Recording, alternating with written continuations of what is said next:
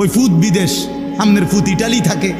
হ্যাঁ রে বাপরে, চা দোয়ানে বইয়ে যে মানে আপনি ঠেঙ্গালগি দিয়া ইটালির থাকে আপনার ছেলে। তো ইটালি থাকলে কি হয়েছে?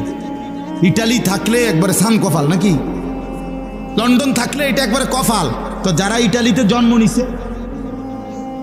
আপনি কথা বোঝেন নাই? আপনার ফুতে এন থেকে ইটালি গেলে যদি এত ভাগ্য হয় আপনার, তো যেতে ইটালির জন্ম নিছে, লন্ডনে যেতে জন্ম নিছে, আমেরিকায় যেতে জন্ম নিছে, তে কেমন কপাল? তার তো মনে পুরোটাই কপাল, তার তো মনে চোখও নাই নাকও নাই, কপালের কারণে। কি ভাই? অথচ সে তো কাফের। কাফের কিনা বলেন তো? তাহলে সে কিসের ভাগ্যবান আবার? এজন্য আমি ছোট করতেছি না প্রবাসীকে, আমি বুঝাইতে চাচ্ছি এটা এগুলো কোনো সফলতার হিসাব না।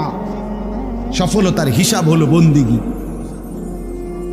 قد أفلح المؤمنون الذين هم في صلاتهم خاشعون।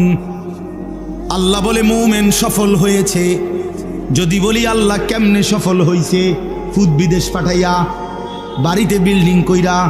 না না, আল্লাহ বলে যেই মুমিনরা নামাজ পড়েছে বিনয়ের সাথে, খুশুয়ের সাথে, তারাই কেবল সফল হয়েছে।